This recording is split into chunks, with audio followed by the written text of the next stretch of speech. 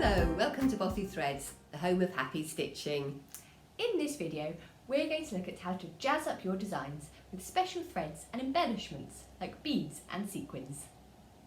First, let's take a look at this variegated or multicolour thread.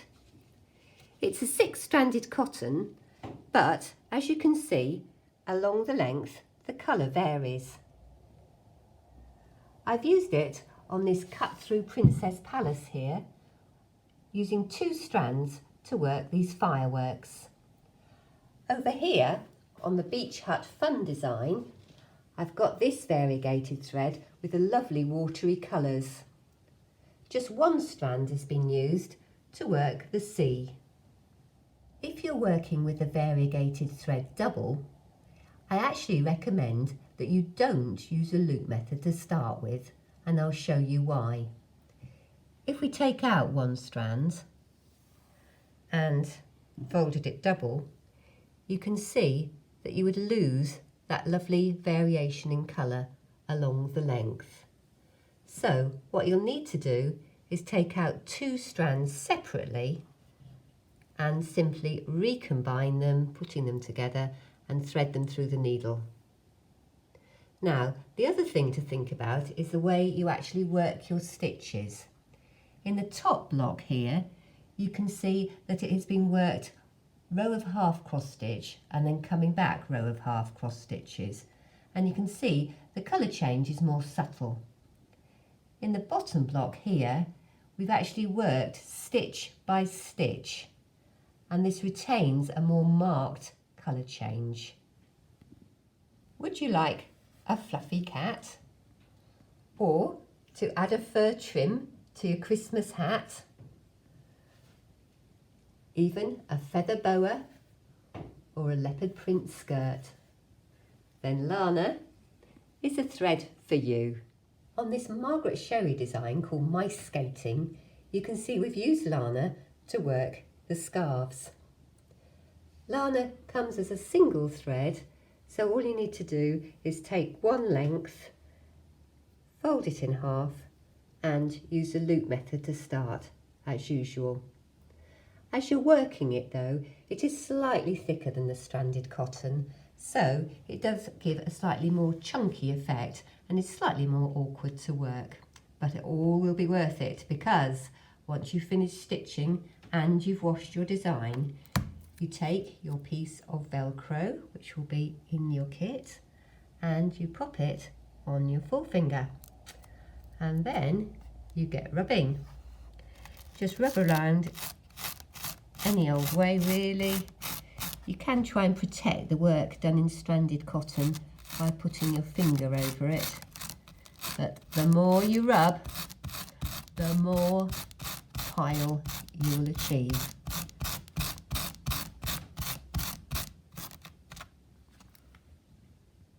So here we have our happy skaters, snug in their woolly scarves. Do you want to add sparkle to your snow? Or work a beautiful rainbow? Then these sparkle threads are what you'll need. As you can see, this sparkle thread is very thin and flyaway. It can be used in combination with a stranded cotton like here, but on our Ellie design it's been worked in a single strand to give a lovely translucent effect to the rainbow. A few top tips to help you with this tricky thread. You could cut the length shorter, which helps, and the other thing you can do is anchor the thread onto the needle. To do this, you fold over just the end here and you thread the loop through the needle, but don't pull it right the way through. So you've still got a little tail here. Then you put the long end through your loop and pull that right the way through your loop, and then you pull those 2 ends, and that will anchor your thread onto your needle to stop it slipping around as you're trying to use it. Finally, for a glint of gold or a silver shine, we have these metallic threads. We gather from your feedback that some people don't enjoy working with metallics, which is a shame because they give such a lovely effect, so it's well worth the perseverance. On our love tree design here, the trunk of the tree has been worked in silver metallic. We've used just one twist. This can be anchored onto the needle as we have just shown you for the sparkle, and again it helps to use a shorter length.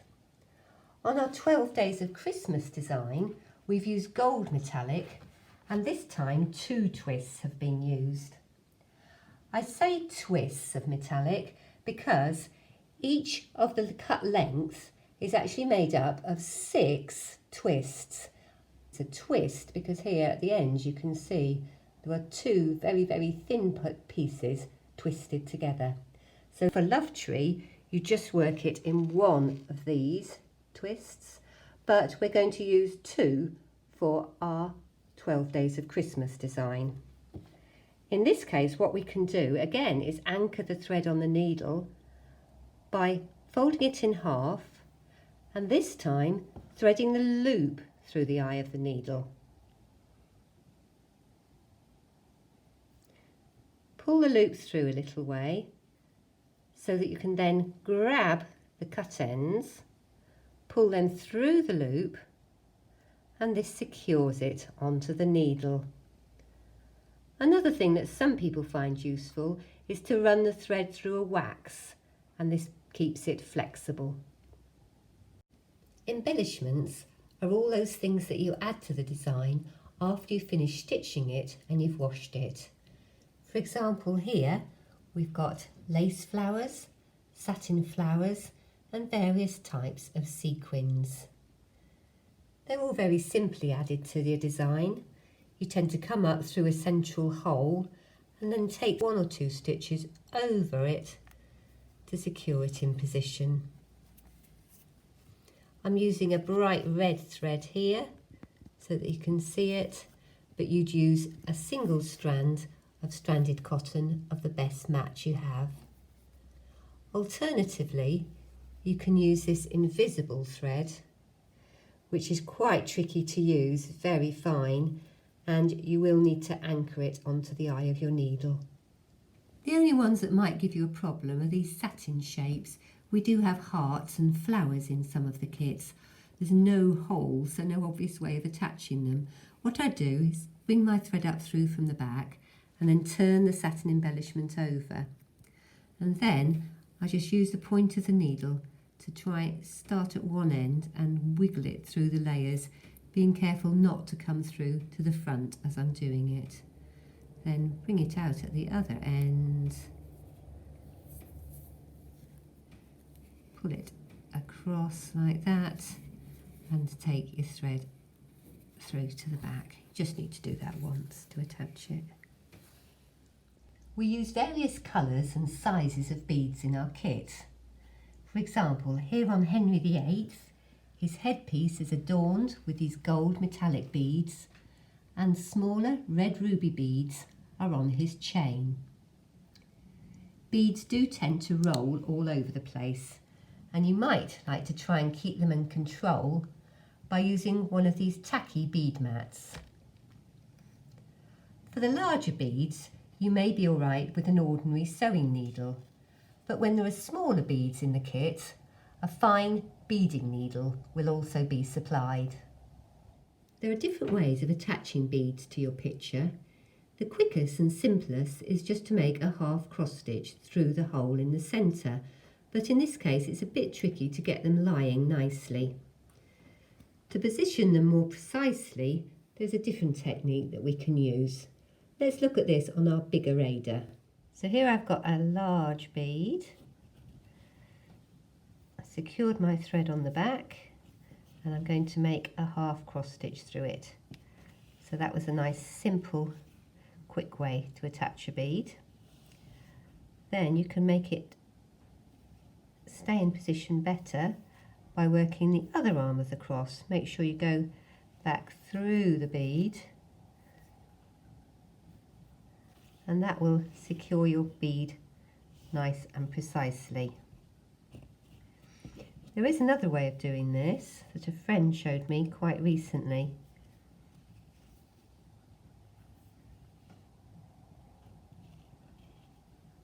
This time, instead of going diagonally across, you do so. Don't pull it too tightly, and then repeat from below, again going through the hole.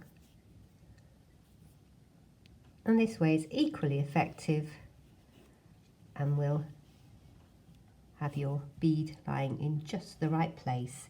Use whichever way you prefer. So, we hope you now feel ready to give your designs the gold star treatment. Happy stitching! If you have any questions, please get in touch. You can give us a ring or send us an email. We also have a very friendly Facebook group where you can share your stitching stories.